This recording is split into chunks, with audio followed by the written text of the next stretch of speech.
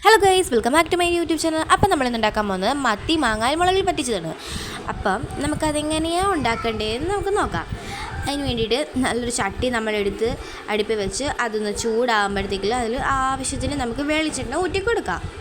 എന്നിട്ട് അതിലോട്ട് വെളുത്തുള്ളി ഒരു 10-15 എണ്ണ ഇട്ട് കൊടുക്കാം. മത്തിക്കറി, മീൻകറി, ഇറച്ചിക്കറിയൊക്കെ ആകുമ്പോഴത്തേക്കും അതിൽ നല്ല രീതിയിൽ ഇഞ്ചിയും വെളുത്തുള്ളിയൊക്കെ ചേർക്കാൻ നല്ലതാണ്.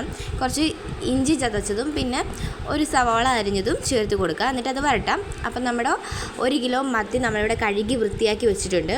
ഇപ്പം നമ്മുടെ ചട്ടിയിലിട്ട സവോളയിലോട്ടൊക്കെ നമുക്കൊരു ആവശ്യത്തിന് ഉപ്പ് ചേർത്ത് കൊടുക്കുക. എന്നിട്ട് ഇളക്കിയിട്ട് അതിലോട്ട് 1/2 ടീസ്പൂണോളം മഞ്ഞൾപ്പൊടിയും 2 ടേബിൾ സ്പൂണോളം മുളക് പൊടിയും ചേർത്ത് കൊടുക്കാം. എന്നിട്ട് അതൊന്നിട്ട് എണ്ണയിലിട്ടൊന്നും വരട്ടി ഇതായി കഴിയുമ്പോഴത്തേലോട്ട് കുറച്ച് വെള്ളം ചേർത്ത് കൊടുത്ത് ഈ മസാലയൊക്കെ ഒന്ന് വെള്ളത്തിൽ അലിയിപ്പിച്ചെടുക്കണം.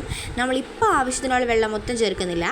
എന്നിട്ട് അതിലോട്ട് 2 മുളക് നെടുവേ കീറിയതും കൂടി ചേർത്ത് സാവധാനം ഇതൊന്ന് നമുക്ക് ഇളക്കി കൊടുത്ത് ഇതൊന്ന് ചൂടാവാനായിട്ട് വെക്കാം അടുപ്പയിൽ.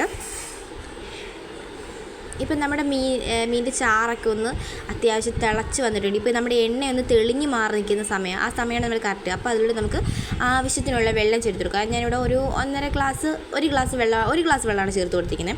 രണ്ടാമതും ചേർത്ത് അത്യാവശ്യം ഒന്ന് ഇളക്കി ഇത് കൊടുത്തിട്ട് നമുക്കിതൊന്ന് തിളയ്ക്കാൻ വേണ്ടി വെക്കാം. ആ സമയത്ത് നമുക്ക് നല്ലൊരു പുളിയുള്ള വലിയൊരു മാങ്ങ എടുക്കണം. എന്നിട്ടത് നമുക്കിത് മുറിച്ച് മാറ്റി വെക്കാം. എന്നിട്ട് ഇപ്പോൾ നമ്മുടെ മീൻകറി ഇവിടെ ചൂടായി ചെറിയ രീതിയിൽ തിളച്ച് വരുന്നുണ്ട്. ഇതൊന്നും പോരാ, നല്ല രീതിക്ക് വെട്ടി തിളച്ച് വരണം.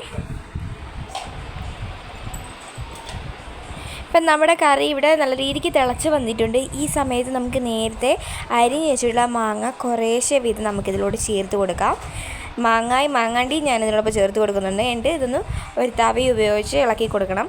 എന്നിട്ട് നമ്മുടെ മത്തി നേരത്തെ കഴുകി വൃത്തിയാക്കിയിട്ടുള്ള മത്തി ഓരോന്ന് വീതം നമുക്കിതിലോട്ട് ഇട്ട് കൊടുക്കാം. എന്നിട്ട് ഒരു തവി ഉപയോഗിച്ച് നമുക്ക് ഈ മത്തി എല്ലാം ഒന്ന് ചെറുതായിട്ട് ചാറിലൊന്ന് മൂടുന്ന രീതിയിലൊന്ന് ഇളക്കി കൊടുത്തിട്ട് നമുക്കിത് കുറച്ച് നേരം ഒന്ന് അടച്ച് വെച്ച് വേവിക്കണം.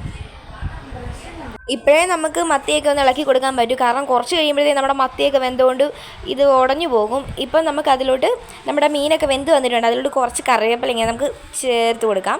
എന്നിട്ട് ഒരു പാൻ അടുപ്പിൽ വെക്കണം. അതൊന്ന് ചൂടായി വരുമ്പോൾ അതിലോട്ട് ആവശ്യത്തിന് വെളിച്ചെണ്ണയൊക്കെ ചേർത്ത് ഉലുവയിട്ടിട്ട് ഉലുവയൊന്ന് പൊട്ടിയതായി വരുന്ന സമയത്ത് നമുക്ക് ചെറിയ ഉള്ളി ചെറുതായി അരിഞ്ഞത് നമുക്ക് ഈ പാലിലോട്ട് ചേർത്ത് കൊടുത്തിട്ട് ഇതൊന്ന് നല്ല രീതിക്ക് ഇളക്കി ഒന്ന് മൂപ്പിച്ചെടുക്കണം. ഇതിനൊരു ഗോൾഡ് നിറം ആവുന്നിടം വരെ നമ്മളിങ്ങനെ ഇളക്കി കൊടുത്തോടെ ഇരിക്കണം. ഇപ്പം നമ്മുടെ സവോളയുടെയൊക്കെ നിറം ഏകദേശം മാറി വന്നിട്ടുണ്ടെങ്കിൽ നമ്മുടെ കറിയിലോട്ട് നമുക്ക് ചേർത്ത് കൊടുത്തിട്ട് നമുക്ക് കറി ഒന്ന് അത്യാവശ്യം ചെറിയ രീതിയിലൊന്ന് ഇളക്കി കൊടുക്കാം. ഇപ്പം നമ്മുടെ കറി മാങ്ങ ഇട്ട് പറ്റിച്ച മീൻകറി റെഡി ആയിട്ടുണ്ട്. നിങ്ങൾക്ക് എൻ്റെ ഈ വീഡിയോ ഇഷ്ടപ്പെടുകയാണെങ്കിൽ എൻ്റെ ഈ ചാനൽ സബ്സ്ക്രൈബ് ചെയ്യണം, ലൈക്ക് ചെയ്യണം, കമൻറ്റ് ചെയ്യണം. Okay, bye bye. യു